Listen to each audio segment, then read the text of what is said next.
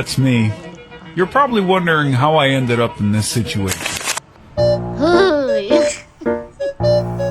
Natulog ang nag-aaya. Amo na lang ya. Matutulog or magbi-beach? Tutulog. What's up mga kabayan? Ngayong araw pala maaga tayong natapos ng trabaho.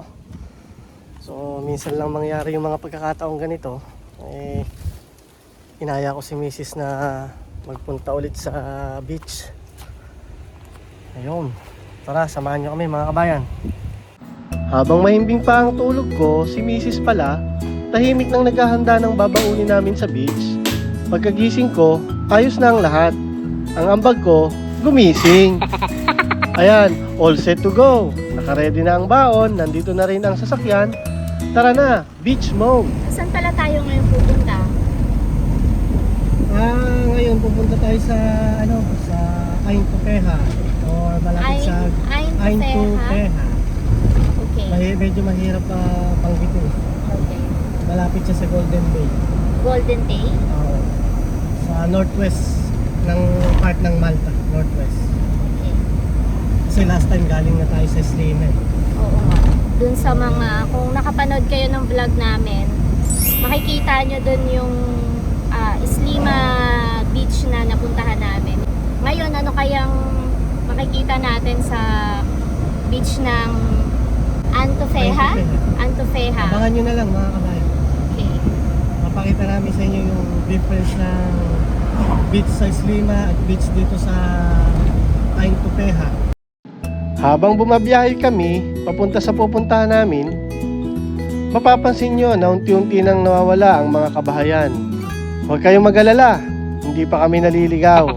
Ganito lang talaga ang daan papunta sa beach. At medyo countryside na kasi yung rota na to.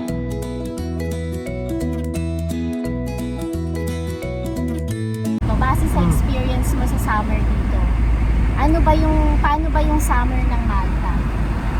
Para may idea naman yung ating mga viewers. Well, ang summer dito sa Malta, unang-una, pag nag-summer dito, yung araw, medyo matagal siyang lumubog. Mga till 7:30, 9 o'clock may araw pa. Unang-una na yan. Tapos pangalawa, may mga araw na sobrang tindi ng init. Lalo pagka may heat wave, inaabot ng 40 degree, 41, kaya sobrang init. Kaya mostly, karamihan ng mga tao dito nagpupunta ng beach or sa mga swimming pool kung meron silang sariling swimming pool. Tapos pagka mainit naman at pupunta kayo ng beach, huwag nyo kakalimutan magdala ng sunblock, mga ganyan, sunscreen. Tapos huwag nyo na rin kalimutan magdala ng ng umbrella para safe kayo sa sa sobrang init. Kasi sa sobrang init malakas makasunog ng balat. Huwag nyo rin kalimutan uminom ng maraming tubig. Isa yan sa importante rin kapag ka summer dito. Finally, nandito na kami. Mga 20 minutes lang. Parang saglit lang ang biyahe. Ngayon, tingnan natin kung gaano kabilis makahanap ng parking.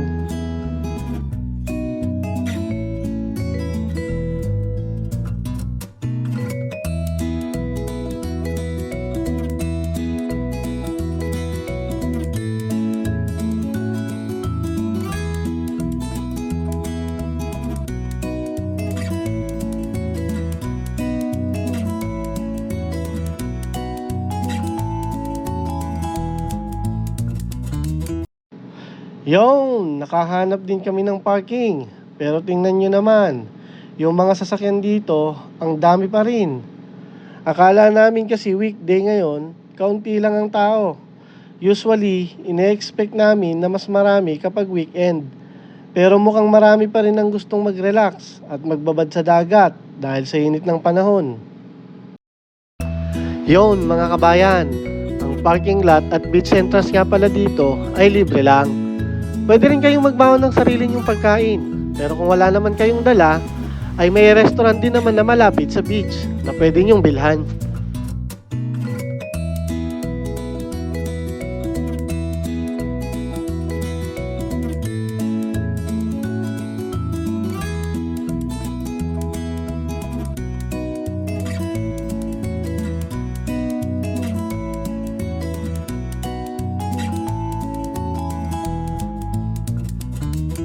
tara mga kabayan, let's go!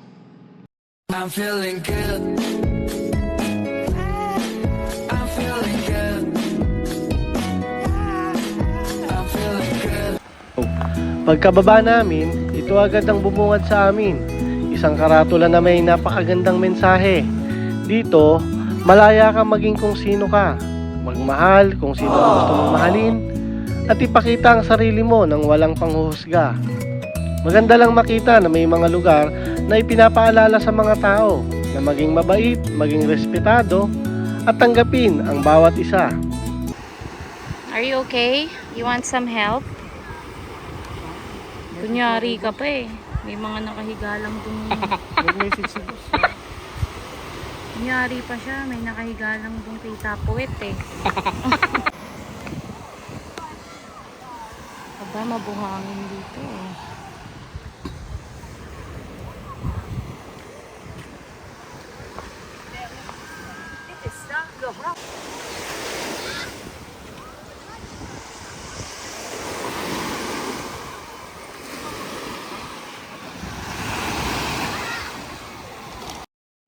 Yon, nakahanap na rin kami ng pwesto para sa aming payong at upuan.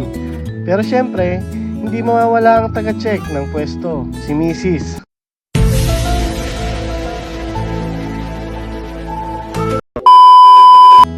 Akala ko isang tusok lang ng payong, tapos na.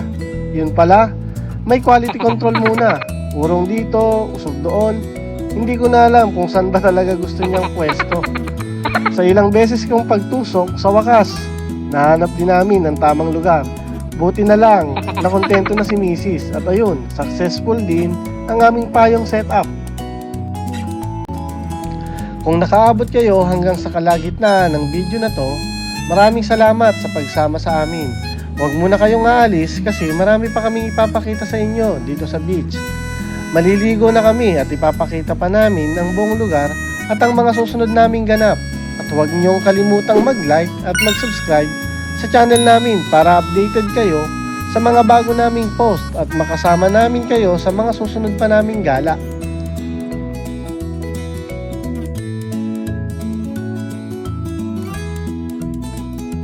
This is how you make me feel. This is how you make me feel. All good, all great, sunshine all day. This is how you make me feel. And I feel good.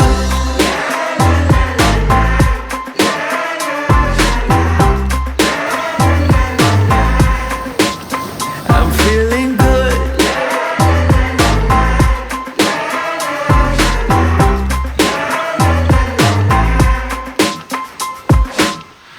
I woke up today with a smile on my face. Ain't gotta worry. My mind on heaven in a new kind of place. Surfing the clouds now. Gonna go up, woo, in a real feel chill cool mood. Gonna go up, woo, oh it's all because of. Ano sabi mo? After maligo, magniniriyan. Ano pa yung merienda mo? Sandwich. Na may bubuyog. Asan na yung bubuyog? Wala na, lumipad.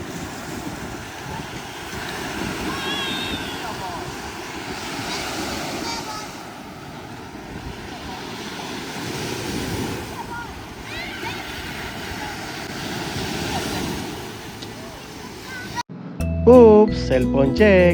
Baka nag-announce na si Ivana Alawi ng mga nanalo ng iPhone 17. Baka isa na ako sa mga swerte. Malay natin, baka ako na to. Ano ba talaga pinunta natin dito? Swimming or kain?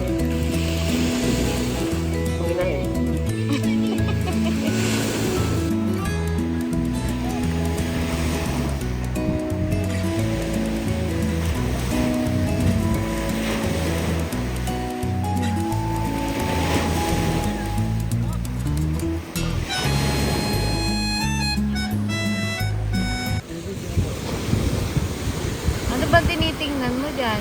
Ano ba ginagawa mo? Tutulog ako. Ano? Natutulog ka?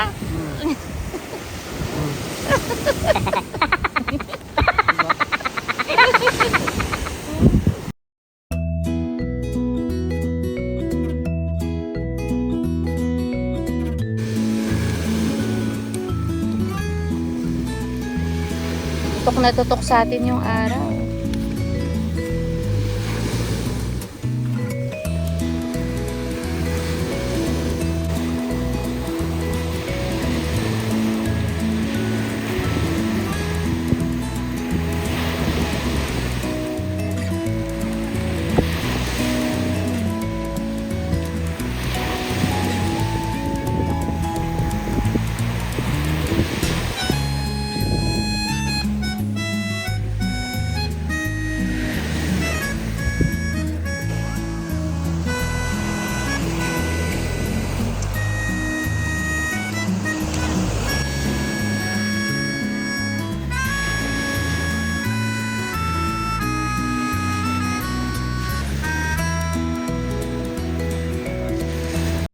Ako'y nagtataka sa aking nadarama nang makita siya ay kumislap aking mata. Kahit ikaw tingin, sana ay iyong mapansin ang makumpleto ko, ang love story ko. Uwian na. 187 steps.